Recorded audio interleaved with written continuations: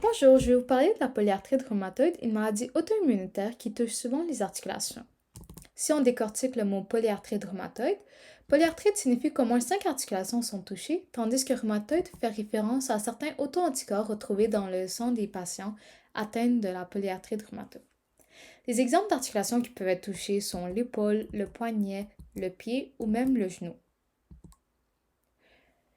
Je vais vous parler de l'évolution de la polyarthrite, les facteurs de risque, les symptômes liés à cette maladie, les traitements possibles et finalement, je vais terminer avec les stéréotypes. L'évolution de la polyarthrite. En gros, les anticorps fabriqués par des lymphocytes B se retrouvent contre notre organisme, introduisant le concept d'auto-anticorps. Ces anticorps dirigés contre le système immunitaire sont présents en grand nombre.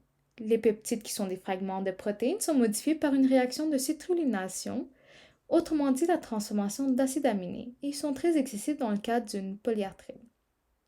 Ainsi, d'autres cellules agissent comme lymphocytes qui ne contrôlent plus ces sortes de réactions immunitaires inappropriées, augmentant ainsi les inflammations chroniques.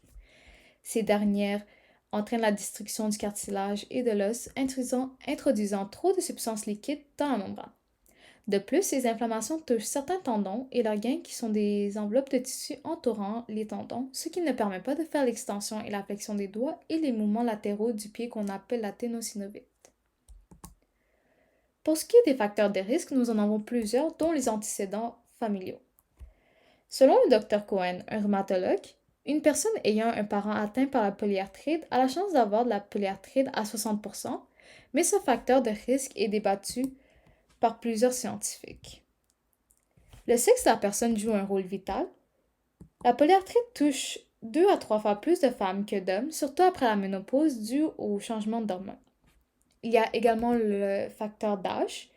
Lorsqu'on vieillit, les personnes âgées font moins d'activité physique quotidiennement, ce qui augmente le risque d'avoir la polyarthrite.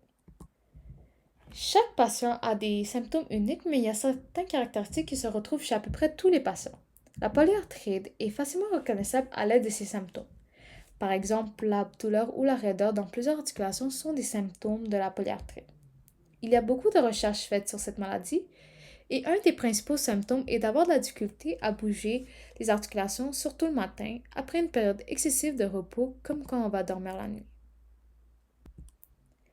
En ce qui concerne les traitements, nous ne pouvons pas guérir cette maladie car elle n'est pas guérissable. Cependant, il existe des traitements pour allégir les inflammations causées, comme la prise de certains médicaments. L'ergothérapie et la physiothérapie sont des moyens pour aider la mobilité des personnes atteintes par la polyarthrite rhumatoïde, comme donner un coup de main pour qu'elles s'habillent autonomement. Il y a aussi les injections d'un produit thérapeutique comme l'infiltration cortisonique qui possède des propriétés anti-inflammatoires. Ne mélangez pas la cortisone et le cortisol. Le cortisol, c'est l'hormone de stress, alors que le cortisone présent dans les injections sont des substances, ont des propriétés anti-inflammatoires. Finalement, on arrive aux stéréotypes reliés à la polyarthrite. Le premier stéréotype est le fait de penser que seulement les personnes âgées sont atteintes par cette maladie. Cependant, la polyarthrite peut aussi atteindre les jeunes enfants. Dans leur cas, on l'appelle le rhumatisme inflammatoire chronique. Un autre stéréotype est que la polyarthrite n'est pas très grave. En effet, la polyarthrite peut menacer le fonctionnement global, l'autonomie et la capacité de travailler. Sans traitement pertinent, la polyarthrite peut provoquer des douleurs chroniques, une incapacité et dans certains cas un décès prématuré. Finalement, le dernier préjugé que je vais vous parler est que la plupart des gens atteints de la polyarthrite finissent par être confinés à un fauteuil roulant.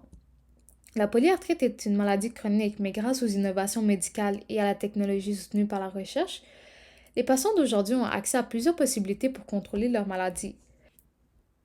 Par exemple, la mise de nouveaux médicaments combinés à leur administration le plus tôt possible après le diagnostic a énormément amélioré les résultats que peuvent espérer la plupart des patients.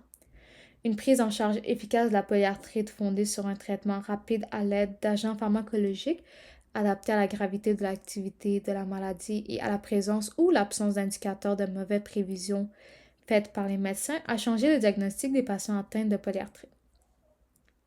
Par le contrôle de l'inflammation et une surveillance continue de l'activité pathologique, les patients peuvent réduire les dommages articulaires au minimum, ce qui les évite faisant en sorte qu'ils ne sont pas en fauteuil roulant un jour. Voici mes sources. Merci d'avoir vu cette vidéo.